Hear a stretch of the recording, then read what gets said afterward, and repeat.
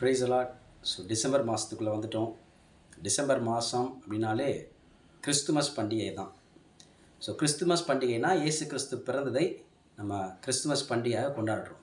So கிறிஸ்துமஸ்னோடனே நம்ம ஞாபகத்துக்கு என்ன வரும்னா, இயேசு கிறிஸ்து மாட்டு தொழுவத்திலே பிறந்தார் என்பது தான் ஞாபகம் வரும். நிறைய வீடுகளில் இந்த மாட்டு தொழுவத்தை போல் செஞ்சு இயேசு கிறிஸ்து பிறக்கிற அந்த விஷயத்தெல்லாம் இந்த மாதங்களில் செய்வாங்க.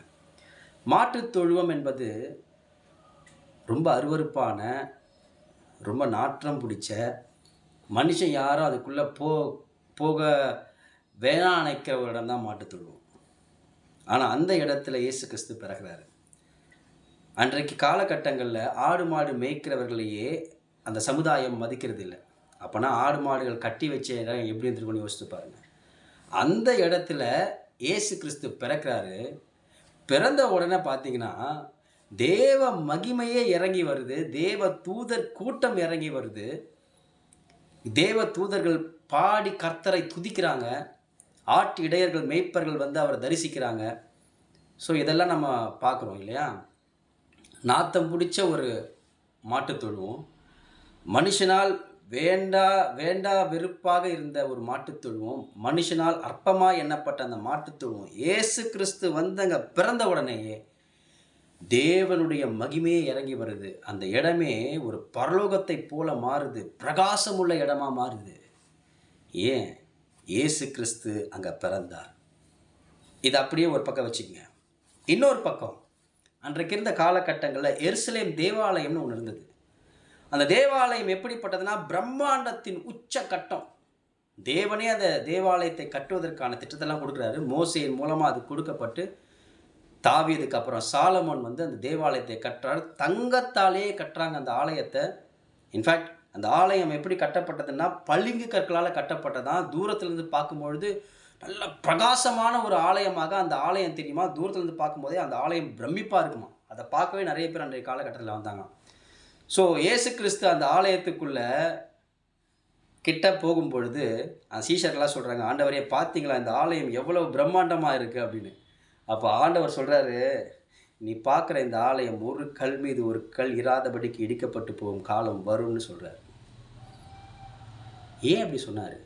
ஆலயத்தை கட்ட சொன்னதே அவர் தான். அந்த பிளான் கர்த்தரிடத்துலலாம் வந்தது. ஏகப்பட்ட பிரம்மாண்டத்தின் உச்சக்கட்டமாக உருவாக்கப்பட்ட ஆலயத்தை பார்த்து இயேசுக்கு சொல்கிறார், இந்த ஆலயம் ஒரு கல் மீது ஒரு கல் இராதபடிக்கு இடிக்கப்பட்டு போகும் காலம் வரும்னு சொல்கிறார். நான் ரொம்ப யோசித்து பார்த்தேன், என்னடா இது? ஒரு பக்கம் மாட்டுத் தொழுவம் மனுஷனால் விரும்பப்படாதது, இது கேவலம் நினச்ச இடத்துல இயேசு கிறிஸ்து பிறந்த உடனேயே பரலோகமே இறங்கி வருது. தேவ மகிமை இறங்கி வருது. ஏன்னா இயேசு கிறிஸ்து அங்கே இருக்காரு. ஆனால் இயேசு கிறிஸ்து இருக்க வேண்டிய ஒரு ஆலயம் இயேசு கிறிஸ்துவே சொல்கிறாரு, இந்த ஆலயம் ஒரு கல் மீது ஒரு கல் இராதபடிக்கு இடிக்கப்பட்டு போகும் காலம் வரும்னு சொல்கிறார். என்ன காரணம்? ரொம்ப சிம்பிள். மாட்டுத் தொழுவமாக இருந்தாலும் இயேசு கிறிஸ்து அங்கே இருந்தார்னா அதுதான் தேவாலயம். தேவாலயமாக மாறுது. ஆனால் இங்கே தேவாலயமாக தங்கத்தில் பிரம்மாண்டமாக கட்டப்பட்டா கூட, நீங்கள் பைபிளை வாசித்து பார்த்தீங்கன்னா தெரியும், இயேசு கிறிஸ்து அந்த ஆலயத்துக்குள்ளே பிரவேசிக்கவே இல்லை. பிரகாரங்கள் இருந்து உபதேசித்திருந்த இந்த ஆலயத்துக்குள்ளே அவரால் போக முடியல. ஏன் போக முடியல? அவ்வளவு அருவருப்புகள் அந்த ஆலயத்தில் இருந்தது. இயேசு கிறிஸ்துவே சொல்கிறாரு, என் வீடு ஜெப வீடு, ஆனால் நீங்கள் அதை கல்லர் குகையாக மாற்றிட்டீங்க. இது ஜெப வீடு இல்லை, இது ஆலயம் இல்லை. மை பிரதர்ஸ் அண்ட் சிஸ்டர்ஸ், சிந்திச்சு பாருங்கள். இன்றைக்கி நாம் பெரிய பெரிய சர்ச்சஸ் எல்லாம் பார்த்து, இவ்வளோ பெருசாக இருக்குது, நல்லது. ஆனால் தேவன் அங்கே இருக்காரா? தேவனுக்கு பிரியமான காரியங்கள் நடக்குதா?